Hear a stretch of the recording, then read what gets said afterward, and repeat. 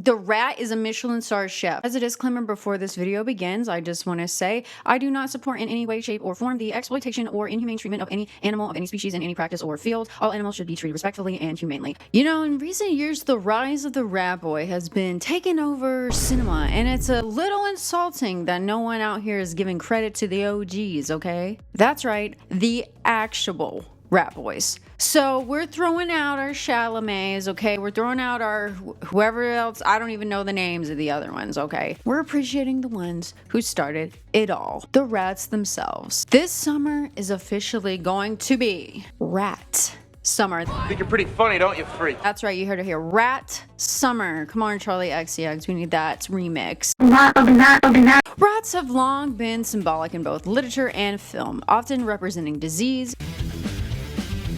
fear, urban decay, and even psychological torment. The type of girl you wanna chew all of my bubble gum. Love them, hate them, or keep them as pets while plotting your eventual world domination. They've always been cinema's perfect metaphorical creatures. While rats in horror films can serve as literal threats, they also act as metaphors for deeper anxieties about power, control, and human nature itself. The 70s were peak rat cinema. Yes, that's right, the 70s. Can you believe it? That was an actual era, apparently. It's gonna get hotter. Giving us unforgettable masterpieces like Willard in 1971 and Ben in 1972. From their real-life associations with filth and disease to their complex social structures and intelligence, rats have a unique duality. They can either be repulsive or endearing, terrifying or tragically misunderstood. And before we get too deep into it, that's what she said. That's my joke, damn it. Make sure you give this video a like, subscribe to the channel, and comment below what your favorite rat film is, or if you have a favorite rat boy, or if you have a favorite rat boy. You know what, even better idea? Hashtag rat summer in the comments below, or put the emoji of the rats so I know that you've seen this. Because only true fans of Ben and Willard will put a rat emoji in the comments below. Alright, let's go. Now, moving on to possibly the greatest era ever known up to this time. The golden age of rat horror, the 1970s. While rat central or themed films existed prior to this time frame, including adaptations of the Pied Piper, there were none that so focused on rats as sentient beings with powers. So yeah, we're just gonna stick to the 70s as our starting point for now, okay? Two prominent films that became infamous from this time are the sister films Willard in 1971 and Ben in 1972. So let's talk about those two biggies. Starting with Willard in 1971. Basically, The Revenge of the Nerd Rats edition. Directed by Daniel Mann and starring Bruce Davison, Ernest Borgnine, and Sandra Locke. Willard is basically the original Rat King movie, featuring a socially awkward dude who befriends rats because people suck. Totally relatable, honestly. Willard follows a lonely, socially awkward young man, Willard Stiles, who befriends a colony of rats in his decaying mansion. Bullied at work by his cruel boss, Willard trains his rats, particularly the highly intelligent Ben and Socrates, to attack on command. What begins as a twisted friendship escalates into violence, culminating in the rats turning on their master. Upon its release, Willard received mixed reviews, while some critics praised its suspenseful narrative and Davison's performance, but others found the premise unsettling.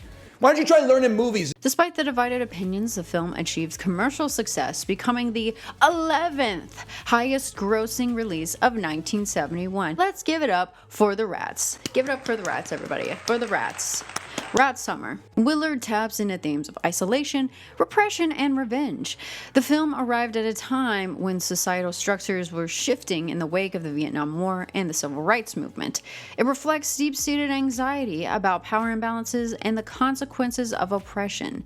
Willard, a bullied outsider, embodies the frustrations of those who feel powerless, with his rats acting as an extension of his inner rage. And let me tell you, when I first saw this film when I was like, I don't know, 10 on YouTube, because I just stumbled across it, the algorithm knew I was weird, it made me want a pet rat so badly, but I never got it. But my parents would never let me get one. Basically, my plan of a pet rat who would ride on my shoulder and would help me take over a fairly large, perhaps medium-sized metropolitan area city. If you didn't already know, this is my overgrown rat boy right here, because he like many rats, loves to eat things and just steal off my plate. Don't eat, baby cat. He is born in the year of the rat. So yes, Mr. Meowly is a rat's boy officially. Yeah, Zodiac rat boy. You can imagine, I had a ton of friends and very little time available to think this up. But this film stuck with me always, as well as Ben. I've revisited these films like over and over again, and I don't know, something about them just captivates me. They're very entertaining, very touching,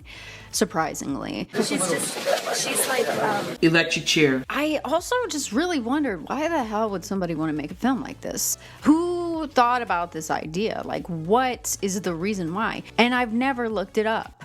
That's your job. If you know, tell me, because if you know, what the hell? No offense. I appreciate it on this channel. We always appreciate that. But also, what the hell? It's insanely weird, surreal, entertaining, just so relatable. In that weird sense, in that we all can experience some sort of bullying somewhere in our lives and some sort of feeling of powerless at some point or in certain situations, and that frustration of not being able to take control. So yeah, in addition, it has that low budgety kind of campy appeal to it. So yeah, it's definitely a good film to watch. And I also will say this, do not watch the remake with Crispin Glover. I love Crispin Glover. It's people like you, they're sending this country down the tube. But for whatever reason, in the like late 2000s, or you know, 2000s in general, because I think the remake of Willard was like 2003. They decided to put Crispin Glover in like remakes of 70s movies, 70s horror movies, because he also did one in 2007, a remake of The Wizard of Gore, which is an awful remake as well. Okay, because I love the original Wizard of Gore. Okay, obviously you can tell this has been on my mind for a while, and yeah, I decided to make a video on it. this is so sad. So anyway, yeah, I definitely recommend the original Willard. Watch it if you haven't. It might surprise you. Well, I like myself now. The tragic tale of a misunderstood anti-hero rat. Directed by Phil Carlson and starring Lee Harcourt Montgomery and Joseph Campanella, Ben is where rats go from scary to tragically sympathetic. Ben's just a rat looking for friendship in a world that sees him as public vermin number one. A direct sequel to Willard, Ben shifts focus from the human protagonist to the rat himself. The film follows a young, sickly boy named Danny who befriends Ben, the leader of Willard's rat colony. I just gotta pause here. Why in every horror movie is Danny the name of the kid? Was Daniel like a top, like Karen was a top name? Daniel, back at it again with the white van. As Ben and his fellow rodents wreak havoc on the city, Danny remains loyal to his furry friend, even as the authorities hunt them down. That's right, loyalty to the end. No ratting out people here. I think you're very clever, don't you? Ben humanizes its titular rat, shifting the tone from horror to tragedy.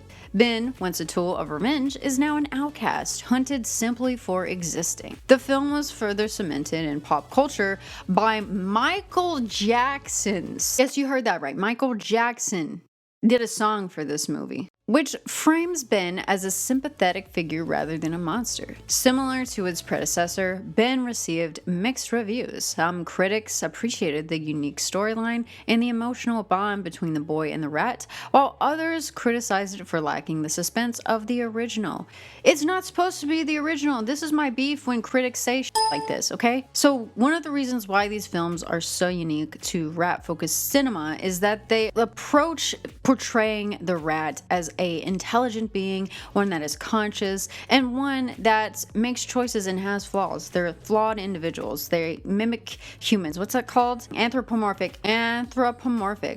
So kind of anthropomorphic, but also sort of not, because rats are intelligent and do have some sort of conscience, but they're also portrayed as intelligent beings capable of emotion and ambition like humans. Doesn't just make them as automatic villains who are just wanting to wreak havoc and cause destruction and tear down any sort of infrastructure. There's few films that really retain this, most of the rat films. Now, apart from Ratatouille, love Ratatouille. What's so fucking complicated? You serve me shit like that? rat. Take your jacket and fuck off. What the fuck are you doing? Where's the lamb sauce? Don't really depict the rat as flawed individuals and anti-heroes. They just go straight for Egads, it speaks. It's a little disappointing, honestly. I'd give them a shot because there's just something so good and intriguing about them. It is low budget and campy, but I really admired the aesthetics of these films. You know I'm all about the aesthetics here.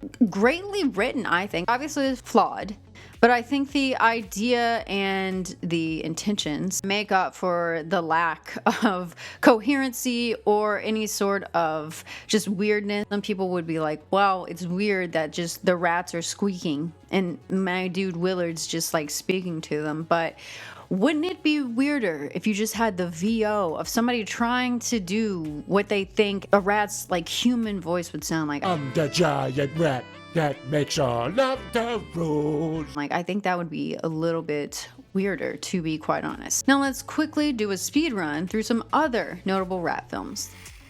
Starting with Deadly Eyes in 1982, where the mutant rats attack. Directed by Robert Klaus, Deadly Eyes takes rat horror in a different direction, featuring mutated, oversized rats attacking a city. The film's practical effects, dogs dressed as giant rats, add a campy charm.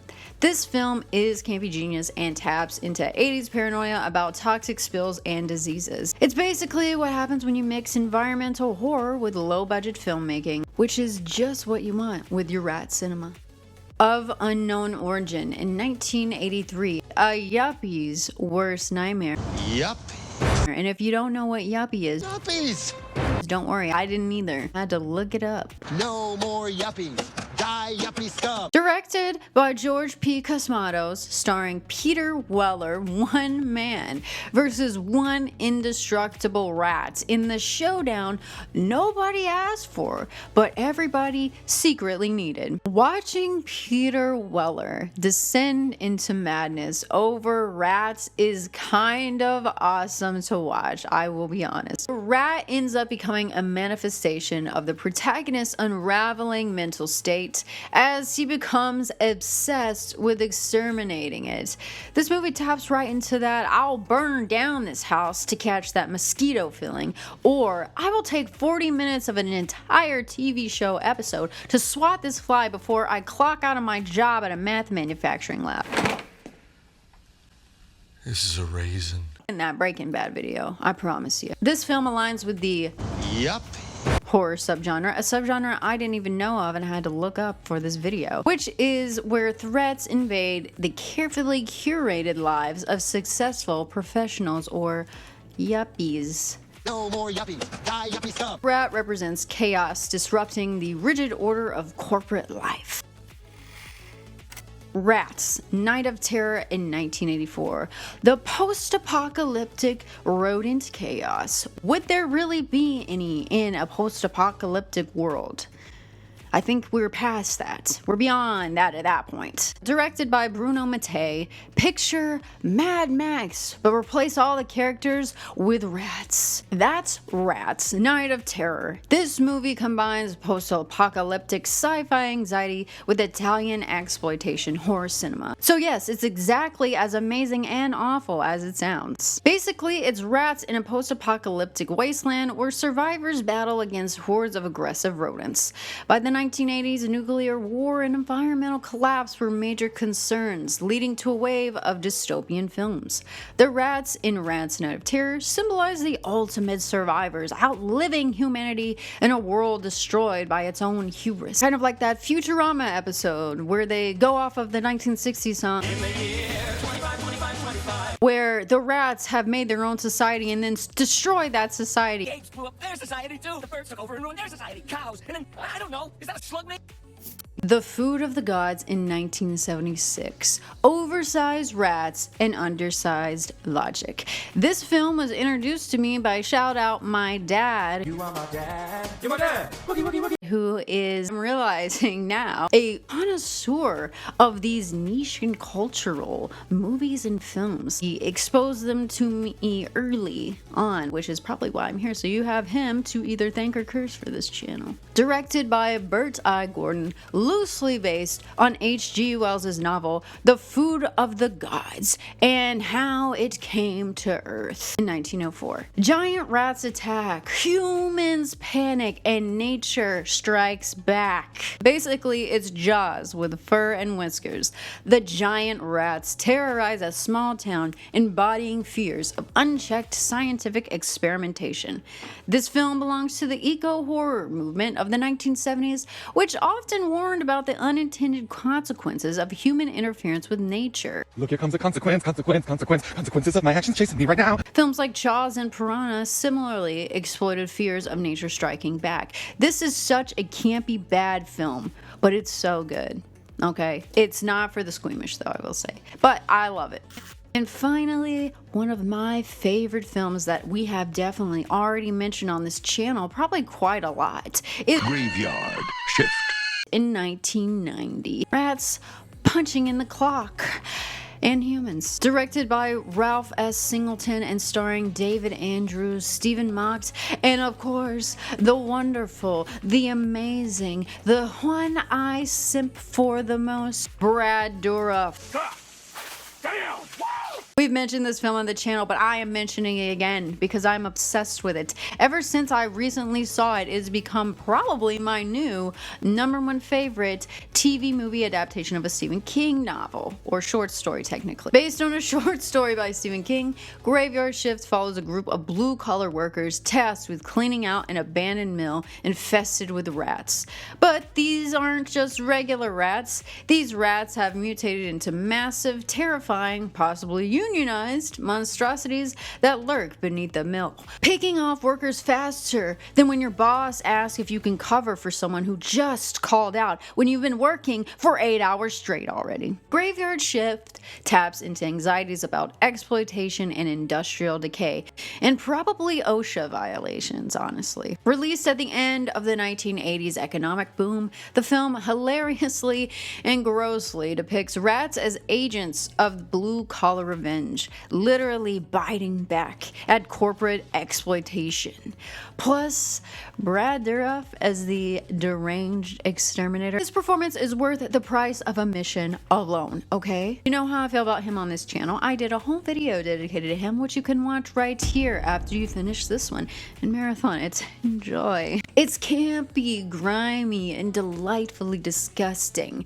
Exactly what you want from your late night horror schlock. And someone colorfully put it in comment on my Stephen King video, I believe. The hack Stephen King brings this brilliance to life. If you've ever had a terrible job, I think you'll appreciate the catharsis of watching rats deliver poetic justice to lousy management. Rat-themed films may not be as prevalent today, but their legacy remains strong. Films like The Rats in 2002 and even Pixar's Ratatouille in 2007 play with the same imagery, albeit from different angles. You tie your shoes when you don't feel like bending over, and perhaps you'll take that trap from out the pantry door. While horror cinema has largely moved on to ghosts, zombies, and psychological horror, the rat as a symbol of both terror and sympathy endures, whether as a literal threat or a metaphor for deeper societal anxieties. The humble rat has left an indelible mark on the horror genre. Rat cinema is a genre all its own, and honestly, it deserves way more cheese than it gets. Electric chair. Anyway, thank you so much for watching. Don't forget to like this video, subscribe to the channel if you're not already, and comment down below who's your favorite rat and what is your favorite rat film. Also comment #RatSummer because that's what we're making it. All right, thank you so much for watching and stay safe, and I'll see you in the next video. Bye. Somebody left an extremely funny comment. I think they were serious about hating stories from that hack Stephen King, which to be quite honest, hack, really? That's sort of an antiquated term by now. Don't you think? Nobody uses hack anymore. That hack Stephen King. Hack has a new meaning now. Hacker, right? I only knew it for hacker for the longest time. I didn't know hack was an insult. That's probably, watch it be like a terribly awful thing that it means, and I'm just saying it 1,000 times. Hack. Saying it. It's like my 4-letter C word that I love to say. But I can on YouTube because it'll demonetize me.